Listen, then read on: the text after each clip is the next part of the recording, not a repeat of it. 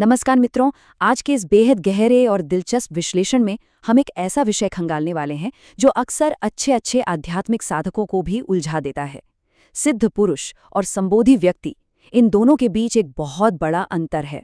और सच मानिए, अगर इस अंतर को समझ लिया जाए ना, तो सही राह अपने आप मिल जाती है। हम अक्सर चमक दमक वाले चमत्कारों और उस असली परम शांति के बीच फर्क नहीं कर पाते। तो चलिए बिना देर किए आज इसी रहस्य से पर्दा उठाते हैं। अब सबसे बड़ा सवाल जो दिमाग में आता है, क्या हवा में राख पैदा करने वाले या चमत्कार करने वाले संत ही असली होते हैं, या फिर वो लोग सचमुच ज्ञानी हैं जो बिल्कुल कुछ नहीं करते, मतलब एकदम शांत। ये एक ऐसी दुविधा है जिसका सामना हर आध्यात्मिक खोजी को कभी न कभी करना ही पड़ता है।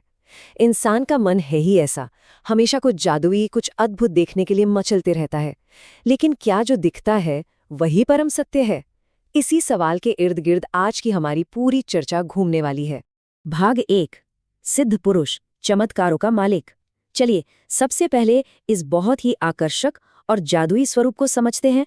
तो बात ऐसी है कि एक सिद्ध पुरुष के आसपास जो ये चमत्कार होते हैं ना, ये कोई जादू टोना या चालबाजी नहीं है। ये असल में एक बहुत ही सघन, एकाग्र मानसिक अवस्था से पैदा होते हैं, जिसे विधायक मन कहा जाता है।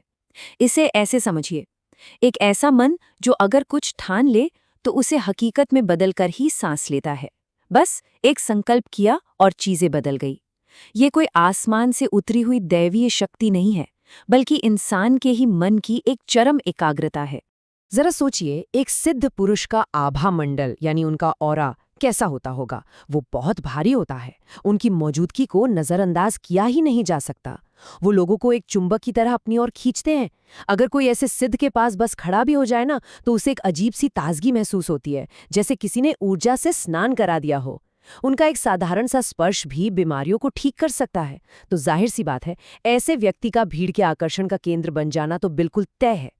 लेकिन ठहरिए, यहाँ एक बहुत बड़ा पेंच है, और वो ये कि इतना सब कुछ होने के बावजूद सिद्ध पुरुष के पास अभी भी एक मन है। और देखिए, जहां मन है वहां अहंकार तो होगा ही। दुनिया भले ही उन्हें गलती से बुद्ध मान ले, लेकिन सच तो ये है कि वो पूरी तरह से मुक्त या ज्ञानी नहीं है। क्योंकि मन से बंधा हुआ इंसान चाहे कितना भी शक्तिशाली क्यों ना हो जाए, सच्चे मायनों में आजाद नहीं होता। अब आते हैं भाग 2 पर, संबोधि, शून्यता का रहस्य। ये सिद्ध अवस्था से बिल्कुल ही अलग एक दुनिया है, जहां जो भी होता है बस पूर्ण शून्यता से होता है।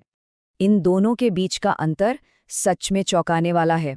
एक तरफ वो सिद्ध पुरुष है जिसके पास अपार शक्तियां हैं, मन है जो अहंकार से कहीं न कहीं बंधा है और जो हर महफिल की जान है। वहीं दूसरी तरफ संबोधि को प्राप्त व्यक्ति है जिसके पास कोई शक्ति नहीं है, जिसका मन ही पूरी तरह से मिट चुका है, जो सचमुच मुक्त है और बिल्कुल साधारण है।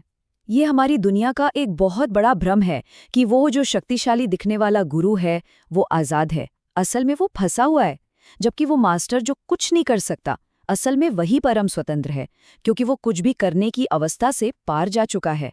अब यहाँ एक बड़ा ही लाजमी सा सवाल उठता है, अगर संबोधि को प्राप्त व्यक्ति कुछ करता ही नहीं, तो भाई उसके आसपास भी तो चमत्कार होते सुने गए हैं, वो कैसे होते हैं? तो इसका जवाब ये है कि संबोधि के आसपास जो भी अद्भुत घटनाएं घटती हैं, वो उस मास्टर के करने से नहीं होती।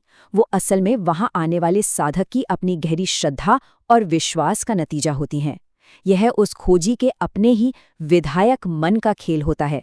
मास्टर तो बस एक कोरा दर्पण है, वहां कोई करता है ही नहीं।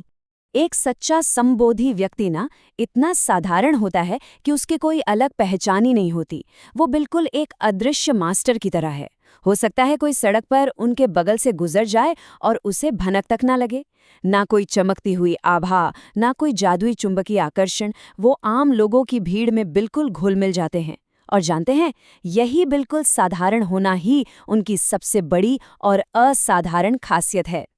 सच तो ये है कि संबोधि व्यक्ति की अपनी कोई सीमा बचती ही नहीं है।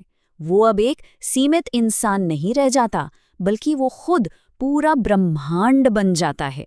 ठीक वैसे ही जैसे एक असीम आकाश का कोई दायरा नहीं होता, उसे शब्दों में या किसी भी परिभाषा में बांधा ही नहीं जा सकता, वो बस अपार हो जाता है।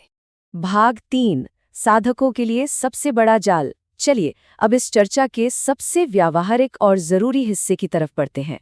आध्यात्मिक रास्ते पर कुछ बहुत ही गंभीर चेतावनियां हैं जिन्हें समझना बेहद जरूरी है। मन हमेशा चमत्कारों का तमाशा देखने के लिए बेताब रहता है, लेकिन गांठ बांध लीजिए, कभी भी इन आध्यात्मिक शक्तियों को पाने की कोशिश नहीं करनी चाहिए। और अगर ध्यान के रास्ते में ये अपने आप मिल भी जाए ना, तो इन्हें तुरंत रास्ते में ही छोड़ देना चाहिए। चमत्कारों के इस मनोरंजन में बिल्कुल नहीं फंसना है, क्योंकि जब इन शक्तियों का दिखावा शुरू होता है तो ये अहंकार का एक नया और भी मजबूत जाल बन जाती हैं। ये आज़ाद नहीं करती, बल्कि और गहरे बांध देती हैं। और हाँ, ये जो दूसरों की मदद करने का भ्रम होता है ना, इसे भी गहराई से समझना होगा। अगर किसी संत के छूने से कोई बीमार व्यक्ति ठीक हो जाता है, तो असल में उस संत ने कुछ नहीं किया, वो सिर्फ एक माध्यम था। कड़वा सच तो ये है कि उस बीमार व्यक्ति के कर्मों का फल भुगतने का समय बस पूरा हो चुका था। हर इंसान अपने अपने कर्मों से बंधा है, और कोई भी सचमुच किसी दूसरे के कर्मों के मार्ग को बदल नहीं सकता। भाग 4, शास्त्रों का प्रमाण, सिद्धियों का खतरा। अब ये सारी बातें सिर्फ दार्शनिक या किताबी नहीं हैं, बल्कि हमारे प्राचीन ग्रंथों में भी इसका पक्का सबूत मिलता है। महर्षि पतंजलि के योग सूत्र का एक बहुत ही कमाल का श्लोक है, ते प्रत्ययश्चित्तस्याप्युपसर्गाः विघ्नाः सिद्धयश्च। इसका सीधा सा अर्थ ये है कि ये जो जादुई शक्तियां या सिद्धियां हैं, ये असल में चित्त के लिए बहुत बड़ी रुकावटें हैं। बाहर से दुनिया को लग सकता है कि वाह क्या उपलब्धि है, लेकिन परम चेतना के रास्ते में ये बहुत बड़े रोड़े हैं। खुद योग के रचयिता पतंजलि ने इन्हें एक साफ साफ विघ्न यानी बाधा बताया है। तो आखिर आज के इस पूरे विश्लेषण का सार क्या निकला? सच्ची मुक्ति है कहाँ? देखिए, शक्तियां हमेशा अहंकार को पालती पोसती हैं, उसे और बड़ा करती हैं, जबकि संबोधि उसी अहंकार की पूरी तरह से मौत है। इस गहरे फर्क को समझ लेना ही एक सच्चे खोजी को नकली और दिखावटी गुरुओं के जाल से बचाता है, और उसे उस शांत, साधारण और कोरे आकाश जैसे परम सत्य की ओर मुड़ने में मदद करता है। आखिर में एक बहुत ही चुभने वाले सवाल के साथ इस चर्चा को यहीं रोकते हैं।